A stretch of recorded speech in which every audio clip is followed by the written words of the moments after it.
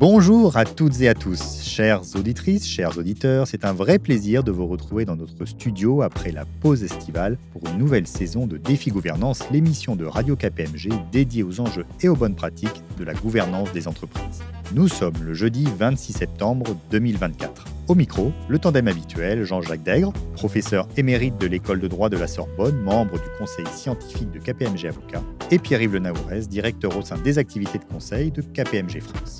Bonjour Jean-Jacques. Bonjour Pierre-Yves. Bonjour à toutes et à tous. Jean-Jacques, à l'occasion de cette troisième saison de Défi Gouvernance, nous avons souhaité faire évoluer le format et le rythme de notre émission. C'est vrai Pierre-Yves, nous voulons pouvoir développer plus en profondeur les différents thèmes qui seront abordés. Dans un environnement toujours plus complexe, avec toujours plus de sujets à maîtriser, les administrateurs et les membres de comités spécialisés voient croître le volume d'informations à analyser afin de prendre les bonnes décisions pour les entreprises. À ce titre, ils ont besoin d'un décryptage régulier des sujets d'actualité qui les concernent plus particulièrement. C'est pourquoi nous nous retrouverons, chères auditrices et auditeurs, chaque mois, soit pour vous présenter un journal de l'actualité de la gouvernance des entreprises, soit pour interviewer un ou plusieurs invités autour d'un sujet clé. Et donc pour cette édition de septembre, c'est par un journal de l'actualité de la gouvernance que nous allons commencer. Quel thème allons-nous aborder, Jean-Jacques ? Nous avons choisi d'évoquer aujourd'hui plusieurs thèmes, avec le rapport Draghi sur la compétitivité de l'Europe, le règlement européen sur l'intelligence artificielle, le guide du dialogue actionnarial publié par Paris Europlace, les restrictions d'accès à la liste des bénéficiaires effectifs des sociétés, pour terminer par une question portant sur la possibilité pour les actionnaires d'introduire dans l'ordre du jour d'une assemblée un projet de résolution proposant la dissociation des fonctions de président et de directeur général. Puis nous refermerons ce journal avec nos recommandations de lecture et d'écoute. Premier sujet de notre émission, Jean-Jacques, le rapport Draghi rendu public le 9 septembre dernier. Connu pour avoir présidé la Banque centrale européenne et géré à ce titre les suites de la crise financière de 2008, Mario Draghi a rédigé un rapport sur l'avenir de la compétitivité européenne à la demande d'Ursula von der Leyen, présidente de la Commission européenne. Quel est l'objectif de ce rapport ? Ursula von der Leyen a demandé à M. Draghi de dresser l'état des forces et faiblesses de l'Union européenne face à ses grands rivaux, États-Unis et Chine en particulier, et de formuler des propositions pour réarmer industriellement et économiquement l'Europe dans un monde multilatéral. Ce rapport comprend de très nombreuses propositions de fond, notamment en matière économique. S'inspirant en particulier, mais aussi pour y faire pièce, de l'Inflation Réduction Act américain, ce rapport préconise environ 170 recommandations. On peut citer, par exemple, se préoccuper plus de compétitivité des entreprises européennes et un peu moins de protection des consommateurs. Relancer le projet d'union des marchés de capitaux pour mettre fin à la fragmentation des marchés nationaux et pour attirer les PME en bourse. Citons également l'harmonisation des codes européens des affaires et ce qui n'est pas la moindre des propositions et déjà la plus discutée, permettre un nouvel emprunt européen pour financer les mesures lourdes, notamment en faveur de l'innovation. Mais ce n'est pas sur ces aspects de compétitivité économique et financière que nous voulons mettre l'accent, mais plutôt sur les constats et les propositions relatives à la réglementation européenne. Bien que secondaires en effet par rapport aux autres recommandations, elles n'en sont effectivement pas moins importantes. Ainsi, le rapport s'inquiète-t-il de la montée de la marée législative européenne, cela malgré le programme Mieux légiférer, qui n'a eu que peu ou pas d'effet du tout. À titre d'exemple, le rapport cite 2 chiffres. Sur la période 2019-2024, l'Europe a édicté 13 000 textes de tous ordres et les États-Unis 3 500. Le rapport note que les mesures d'impact de ces textes existent, mais seulement à la Commission et non au Parlement européen, et pas dans tous les pays européens. Ce rapport dénonce aussi d'autres maux. Il pointe l'accumulation des textes qui comportent au surplus des risques de doublons et d'incohérences, leur modification fréquente qui crée un sentiment d'insécurité, les transpositions nationales rarement identiques et qui souvent surtransposent les textes européens, ou encore une charge réglementaire proportionnellement plus lourde pour les PME que pour les grandes entreprises, ce que les études d'impact ne prennent pas suffisamment en considération. Et donc, face à ces constats, qu'est-ce que propose le rapport ? En résumé, M. Draghi suggère de nommer un vice-président de la Commission spécialement chargé de la simplification réglementaire, d'évaluer systématiquement, avant toute nouvelle réglementation, le coût des réglementations passées au début de chaque nouveau mandat de la Commission, d'imposer un test de compétitivité à toute nouvelle proposition, enfin, de poursuivre la codification des textes européens par grands domaines pour les rendre plus accessibles et plus lisibles. Mais comme la presse en est fait l'écho, ces propositions ont déjà provoqué des critiques, en particulier de la part des défenseurs de l'environnement, qui s'inquiètent d'un risque de détricotage de la directive durabilité et de la directive vigilance.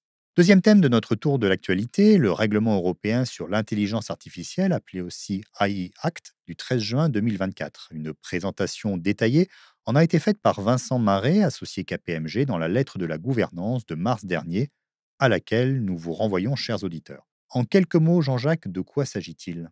Rappelons juste que ce règlement impose des exigences fortes et met en place des processus robustes destinés à protéger les données personnelles, offrir une transparence et une traçabilité sur la nature de chaque système, ses capacités et ses limites, éviter toute discrimination et contribuer au bien-être social et environnemental tout en favorisant également le développement de l'innovation. Nous pouvons donc dire qu'il vise à faciliter le progrès technique dans le respect des droits fondamentaux des individus. Ce règlement, promulgué le 13 juin, est directement entré en vigueur le 1er août dernier dans les 27 pays de l'Union européenne, sans avoir besoin de texte national de transposition. C'est bien cela. Ajoutons aussi qu'une convention internationale a été adoptée le 17 mai par le Conseil de l'Europe sur le même thème, l'intelligence artificielle, avec le même souci d'équilibre entre développement et protection. Grande différence toutefois entre les deux textes. Le règlement ne concerne que les 27, y est d'application directe et peut être invoqué par toute personne devant tout juge national compétent. La Convention, en revanche, s'adresse, elle, aux 46 États membres du Conseil de l'Europe, qui devront d'abord l'adopter en tant que convention internationale, puis l'introduire dans leur législation nationale. Au sein de l'Union européenne, la Convention fera donc double emploi. Évoquons maintenant, Jean-Jacques, le guide du dialogue actionnarial publié par Paris Europlace en juin dernier. Quels en sont les principaux objectifs? Ce guide vise à organiser au sein des sociétés cotées une communication continue entre la société et les actionnaires en dehors même des assemblées générales. Deux objectifs sous-tendent ces propositions. D'une part, et à titre principal, renforcer les relations entre les émetteurs et leurs actionnaires. D'autre part, et à titre secondaire, désamorcer en amont les risques de conflit avec des actionnaires activistes. Et comment ce guide aborde-t-il les enjeux autour du dialogue actionnarial? Il incite les émetteurs à considérer tous leurs actionnaires en prenant en compte leur diversité et leurs attentes différentes. Et mettre en place ce dialogue, ou plutôt ces dialogues, ne doit pas se limiter à quelques sujets généraux prédéfinis, ni se contenter de reprendre des informations déjà communiquées, en particulier dans le document d'enregistrement universel. Et concernant les actionnaires activistes, quelles sont les préconisations? D'établir un dialogue régulier avec eux pour désamorcer autant que possible ce que le rapport qualifie par euphémisme de dissension. Recommandation qui fait donc écho à notre émission Défi Gouvernance du 16 mai 2024 sur les enjeux de la gestion des parties prenantes de l'entreprise. Une émission que vous pouvez écouter ou réécouter dans notre application Radio KPMG. Quelles ont été les premières réactions suite à la publication de ce guide, Jean-Jacques? Contrasté comme souvent, beaucoup y voient des propositions de bon sens conformes à l'esprit du temps, mais certains regrettent qu'elles soient dominées par une conception purement financière des grandes entreprises, sans prendre en compte les enjeux sociaux, environnementaux et plus largement sociétaux, ni sans tenir compte de l'ensemble des parties prenantes, bien au-delà des actionnaires. Notre sujet suivant porte sur les restrictions d'accès à la liste des bénéficiaires effectifs, puisqu'une directive de 2015 avait imposé aux sociétés une obligation de révélation de cette liste, mais avec de nombreuses restrictions. Par exemple, en France, les personnes autorisées devaient, pour pouvoir consulter le registre des bénéficiaires effectifs, obtenir une autorisation préalable du tribunal de commerce via le greffe. Cependant, Pierre-Yves, une autre directive de 2018 a ouvert très largement l'accès à ce registre. Les informations sur les bénéficiaires effectifs devaient être accessibles dans tous les cas à toute personne. Une ordonnance française du 12 février 2020 avait procédé à sa transposition telle qu'elle en France. Mais face à une levée de bouclier, la France, depuis le 31 juillet dernier, a limité uniquement aux personnes justifiant d'un intérêt légitime l'accès au registre des bénéficiaires effectifs. Alors pourquoi, Jean-Jacques? Parce qu'entre-temps, la Cour de justice de l'Union européenne a invalidé l'accès libéral aux informations consignées dans le registre, car il constituait, selon elle, une violation grave du droit à la vie privée et à la protection des données. Aussi, une sixième directive européenne anti-blanchiment du 19 juin 2024 a-t-elle établi de nouvelles règles pour filtrer cet accès. L'idée générale est de subordonner l'accès du public à la démonstration d'un intérêt légitime. Cependant, cet intérêt légitime est présumé pour certaines catégories, comme les organisations non gouvernementales, les universitaires et les journalistes d'investigation, afin de leur permettre de mener au mieux leurs activités. C'est ce qu'entérine un communiqué de presse du site Infogreffe du 18 juillet de cette année. Dernier thème de ce journal, que nous avons déjà abordé à ce micro, des actionnaires peuvent-ils exiger d'introduire dans l'ordre du jour d'une assemblée un projet de résolution proposant la dissociation des fonctions de président et de directeur général? La question a été posée en référé au tribunal judiciaire de Nanterre à la veille de l'été et la réponse a été négative. Les demandeurs voulaient que soit imposé à la société Total Énergie, qui s'y était opposée, d'inscrire le projet de résolution suivant, je cite, les actionnaires, au moyen d'un vote consultatif, invitent le conseil d'administration de la société à décider, conformément à l'article 15 des statuts, que la direction générale de la société sera assumée par une autre personne que le président du conseil d'administration. Et pourquoi le tribunal s'y est-il refusé? Pour un double motif, dont le second est le plus intéressant. En premier, il a estimé que ni l'urgence, ni un risque de préjudice grave n'étaient démontrés, ce qui sont des conditions préalables habituelles à la recevabilité d'une action en référé. En second, quant au fond, il a esquissé sa position en jugeant que la mesure pourrait contrevenir à la répartition légale et statutaire des pouvoirs entre le Conseil et l'Assemblée. Cette décision a été diversement commentée et appréciée, de sorte que le débat juridique et judiciaire ne fait, à mon avis, que commencer. Et nous le suivrons bien entendu pour vous en tenir informé. Ce tour d'horizon de l'actualité est maintenant terminé. Avant de refermer ce journal, quels sont vos conseils de lecture? Je n'ai cette fois-ci que 2 suggestions à faire à nos auditeurs. D'abord, le guide du dialogue actionnarial de Paris Europlace, que nous avons évoqué dans cette émission, et par ailleurs, le baromètre IFA Ethic and Boards de la gouvernance responsable 2024.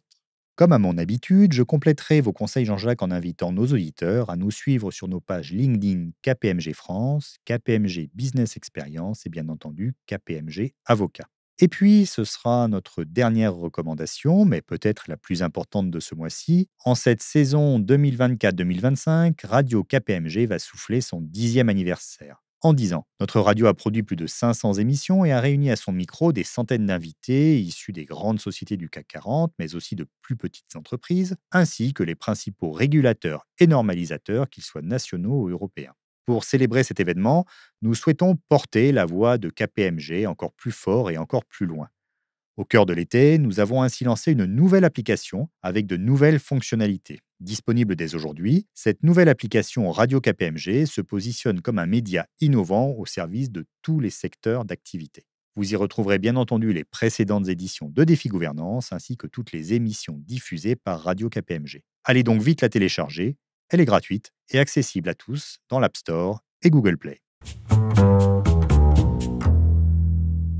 Cette édition est maintenant terminée, nous espérons qu'elle vous aura intéressé. Nous vous retrouverons avec grand plaisir le 24 octobre prochain dans notre studio pour une interview sur un thème d'actualité majeur pour vous, administrateurs, membres de comités spécialisés ou dirigeants. Merci pour votre fidélité et à très bientôt.